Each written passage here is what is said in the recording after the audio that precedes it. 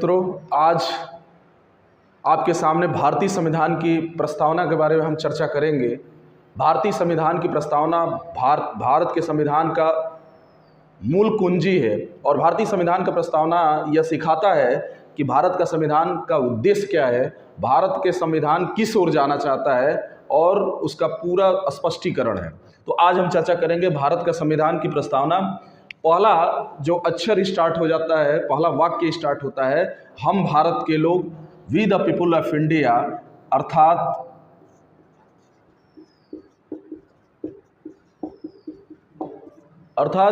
हम भारत के लोग से स्पष्ट है कि भारत की जनता ही संविधान की कुंजी है और भारत की जनता ही प्रत्यक्ष रूप से अपने राजा का चुनाव करती है। अर्थात राजा किसी माँ के गर्भ से नहीं आएगा, जनता के बीच से आएगा। और एक जैसे कि आप जानते हैं चाय वाला भी एक प्रधानमंत्री बन सकता है, इस प्रकार हम भारत के लोग भारत को एक संपूर्ण प्रभुत्व,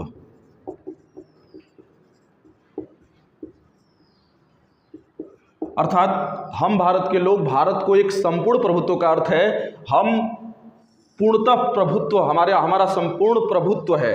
हम आंतरिक और बाह्य रूप से स्वतंत्र हैं, हमारा निर्णय स्वतंत्र होता है, हम किसी के दबाव में निर्णय नहीं लेते हैं और भारत अपना सरकारों का संचालन पूर्णतः तरीके से, अपना प्रभुत्व तरीके से कर सकता है, किसी का इसमें दबाव नहीं है। हम भारत के लोग भारत को एक संपूर्ण प्रभुत्व, संपन्न, समाजवादी,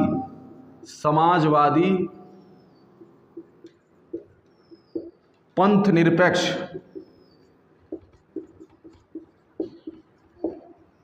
हम सभी जानते हैं समाजवादी और पंथ निरपेक्ष जो शब्द हैं वो 42वें संवैधानिक संशोधन 1976 के तहत जोड़ा गया है। अर्थात हमारा जो देश है, हमारा संविधान है, वो समाजवादी होते हुए कार्य करेगा और समाजवाद और पूंजीवाद दोनों का मिश्रण है। इसलिए ये भारत का संविधान क्या करता है, समाजवाद के बारे में भी चर्चा करता है।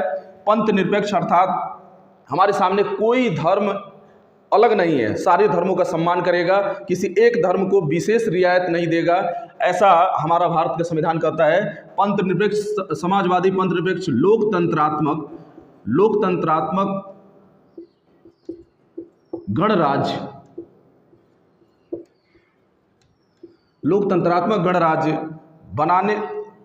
बनाने के लिए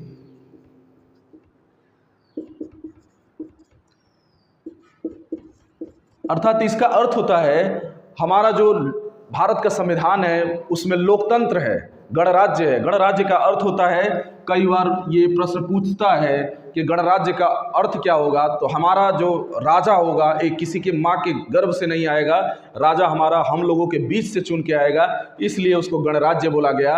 हम कब गणतंत्र हुए? हम गणतंत्र हुए 26 जनवरी 1950 को। हमारा संविधान बनकर तैयार हुआ 26 नवंबर 1949 को, फिर भी हम गणतंत्र होते हैं 26 जनवरी 1950 को, क्योंकि आपको सभी को पता है लाहौर अधिवेशन में जब 26 जनवरी को स्वतंत्रता दिवस मनाया गया, इसके उपलक्ष्य में 1930 में मनाया गया, इसके उपलक्ष्य में हमारा जो संविधान लागू हुआ वह 26 जनवरी 1950 को लागू हुआ। गणराज्य बनाने के लिए तथा उसके समस्त नागरिकों को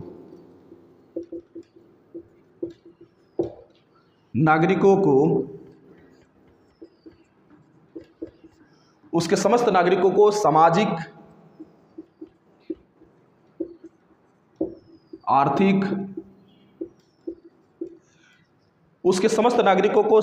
आर्थिक, सामाजिक का मतलब आप सभी जानते हैं मित्रों कि हर व्यक्ति एक सामाजिक प्राणी है। जब अरस्तु बोलता है कि मनुष्य एक सामाजिक प्राणी है, सामाजिक प्राणी का अर्थ होता है कि व्यक्ति का संबंध हर एक व्यक्ति से है और बिना संबंधों के व्यक्ति नहीं रह सकता है। सामाजिक, आर्थिक,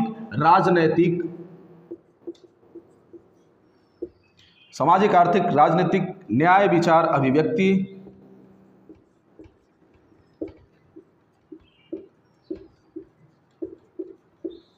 विश्वास, धर्म और उपासना,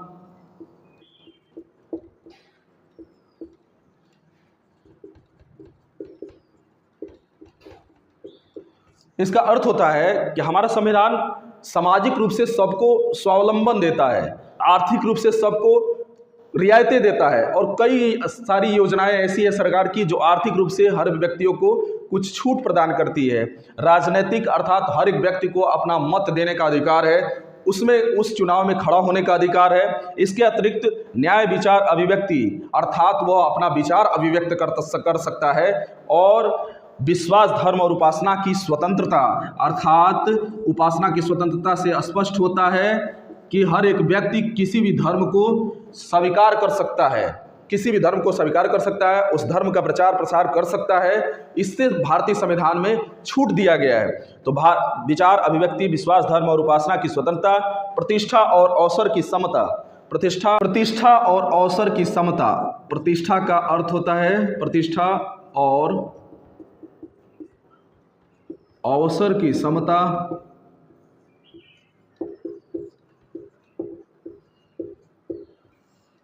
प्रतिष्ठा और अवसर की समता का अर्थ है हर एक व्यक्ति अपना, भारत का संविधान हर एक व्यक्ति को अवसर प्रदान करता है कि वह सरकारी नौकरियों में अपनी नियुक्ति ले सकता है। इसके अतिरिक्त अपनी स्वतंत्रता के साथ वह अपना जीवन भरण पोषण कर सकता है। प्रतिष्ठा और अवसर की समता तथा उन सब में व्यक्ति की गरिमा,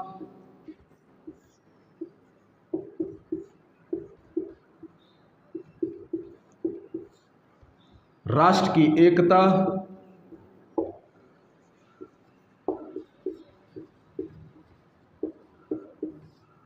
एवं अखंडता बनाने के लिए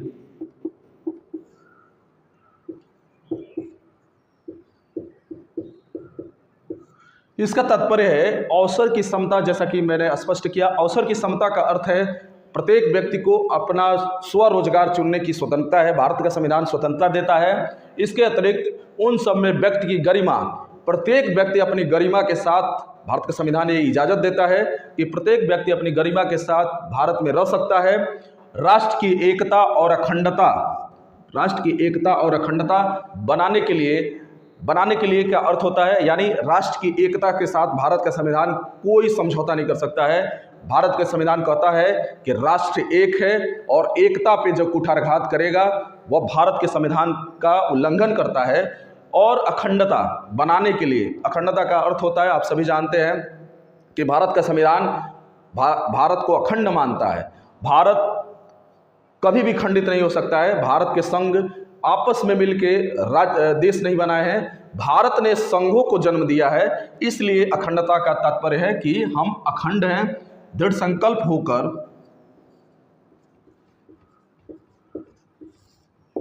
होकर आज दिनांक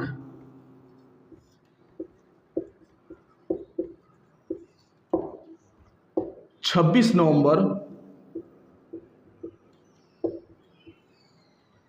1949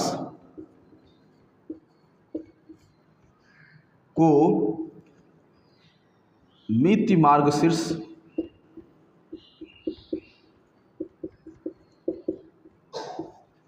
शुक्ल सप्तमी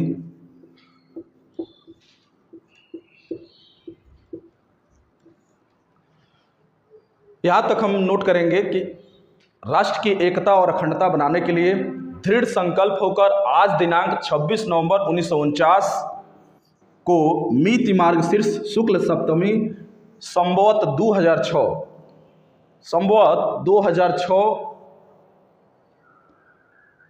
मिति मार्गशीर्ष शुक्ल सप्तमी अर्थात भारत का संविधान 26 नवंबर सन 1949 को बनकर तैयार हो गया था और उस दिन लागू नहीं हुआ। उसका कारण ये था कि हमने 26 जनवरी 1930 को स्वतंत्रता दिवस के रूप में मनाया था और इसलिए भारत के संविधान के जो पुरोधा थे, जो भारतीय संविधान को बना रहे थे, उन्होंने एक डेट, एक दिनांक निश्चित किया और उस दिनांक का नाम था 26 जनवरी 1950 और 1950 को उन्होंने संविधान को लागू किया।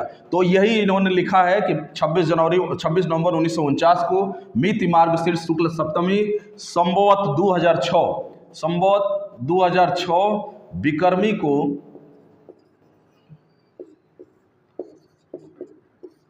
अंगीकृत अधिनियमित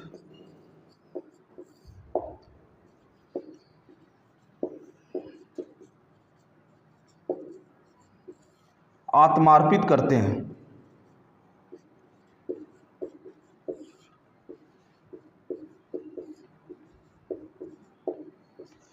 भारत का संविधान ये कहता है कि हम 2006 विक्रमी को अंगीकृत, अधिनियमित तथा आत्मार्पित करते हैं। अर्थात भारत के संविधान को हमने अंगीकृत किया है, हमने कहीं से लाया नहीं, हमने अंगीकृत किया है और इसको हम आत्मार्पित करते हैं, अर्थात हम अपने जीवन में उसको लाएंगे।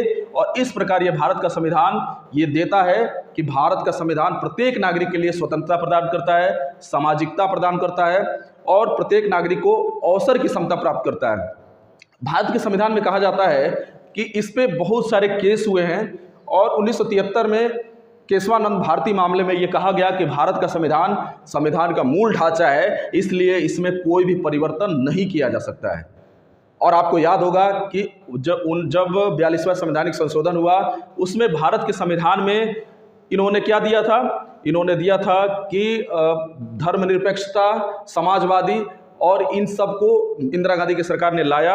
आप सभी जानते हैं कि समाजवादी अधिवेशन, जो अवार्डी अधिवेशन में जो कांग्रेस का अधिवेशन हुआ था, उसमें समाजवादी ढांचा को लाने का प्रयास किया गया। तो भारत का संविधान ये रहा, आप सभी इसको याद जरूर कर लेंगे। भारत के संविधान की प्रस्तावना प्रत्येक प्रतियोगी परीक्षा के लिए बहुत ही महत्वपूर्ण है। तो जैसा कि पुनः एक बार मैं आपके सामने प्रस्तुत कर दूंगा, हम भारत के लोग भारत को एक संपूर्ण प्रभुत्व संपन्न, समाजवादी, पंथ निरपेक्ष, लोकतंत्रात्मक गणराज्य बनाने के लिए तथा उसके समस्त नागरिकों को सामाजिक, आर्थिक, राजनीतिक, न्याय, विचार, अभिव्यक्ति, विश्वास, धर्म और उपासना की स्वतंत्रता, प्रतिष्ठा और अवसर की समता प्राप्त करने के लिए तथा उन सब में व्यक्ति की गरिमा, राष्ट्र की एकता और अखंडता सुनिश्चित करने के लिए दृढ़ संकल्प होकर आज दिनांक 26 नवंबर 1949 को मिति मार्गशीर्ष शुक्ल सप्तमी संवत 2006 को अंगीकृत, अधिनियमित तथा आत्मार्पित करते हैं। तो ये रहा भारत के संविधान की प्रस्तावना। भारतीय संविधान की प्रस्तावना एक मूल कुंजी है और भारतीय संविधान की प्रस्तावना के बारे में कहा जाता है कि भारत के संविधान की आत्मा कही जाती है। ये जरूर स्पष्ट हो कि प्रत्येक बार प्रतियोगी परीक्षा में पूछता है कि भारतीय संविधान की आत्मा क्या है, तो भारतीय संविधान की आत्मा होती है भारत की संविधान की प्रस्तावना।